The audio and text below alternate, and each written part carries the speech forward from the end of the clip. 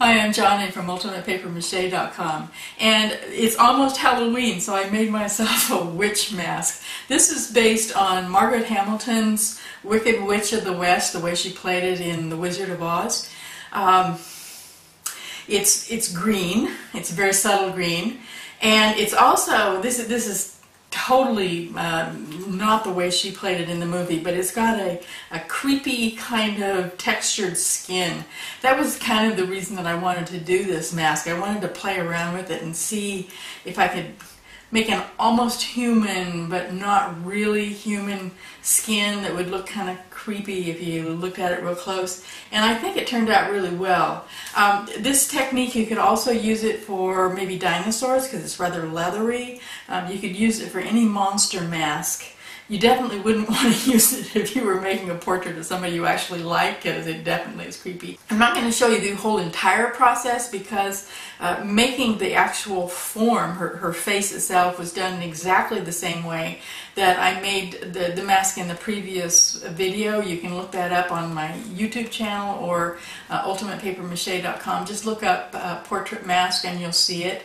I used the same clay actually that I used on that other mask because the Sargent's plastilina doesn't dry out, so you can just use it over again.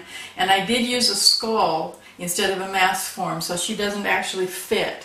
If you want to make a mask like this and actually want to wear it, be sure to use a mask form, either one that you make yourself or one that you buy, because the skull just at least the skull that I'm using just isn't the same shape as my head. Now, the skin texture was one of the experiments in this mask. The other experiment that I did in this particular project was to see if I could replace the paste.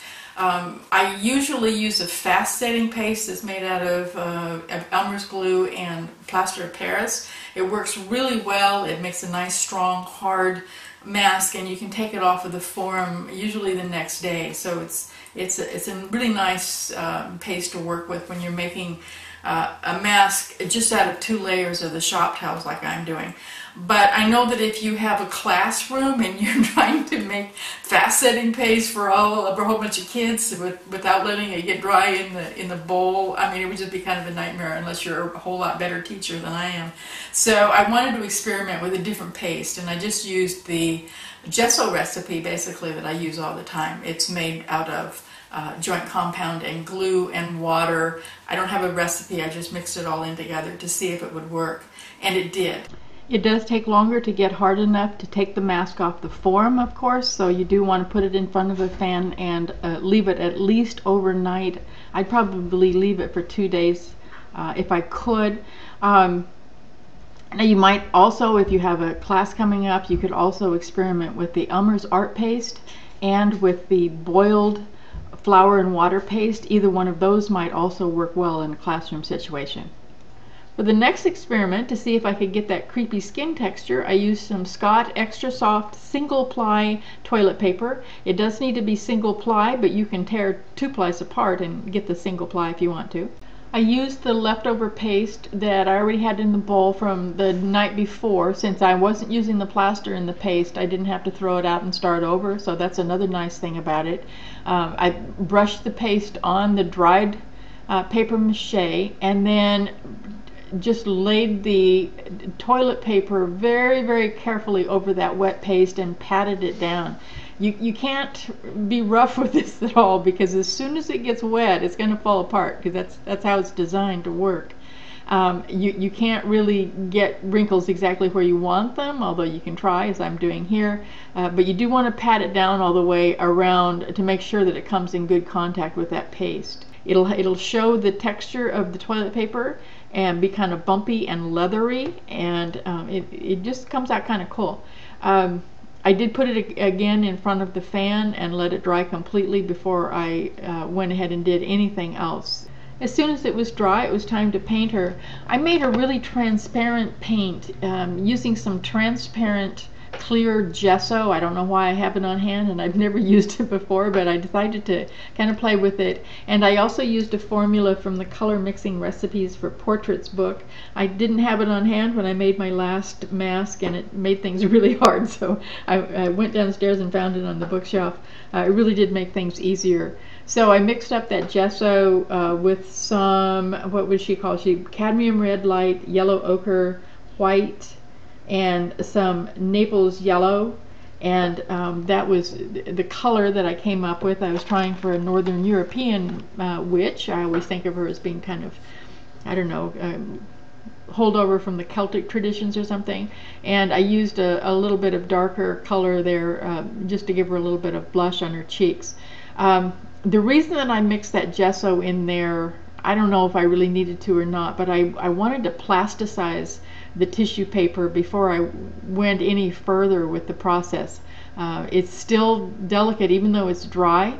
I still wanted to kind of encase it in plastic, and so that's what the gesso is for.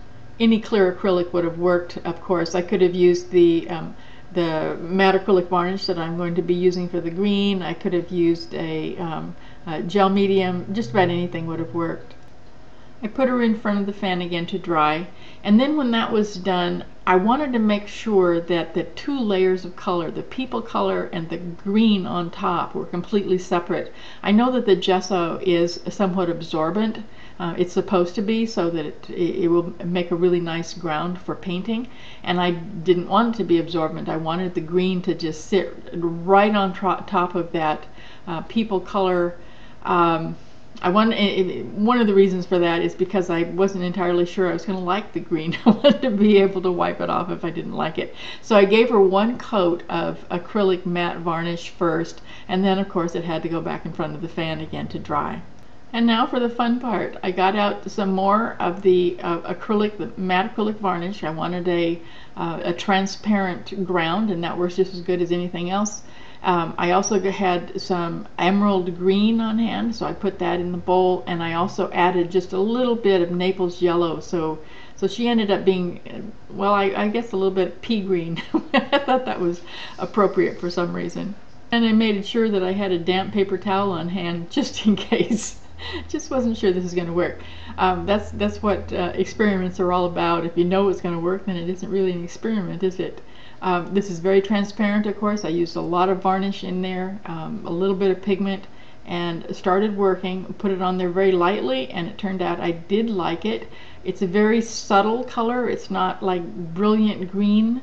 And I think this works really well. It's green sitting on top of the people color that you can still see showing through, and that kind of weird, crinkly, leathery skin is really highlighted by this, the green wash that's going over the top of it.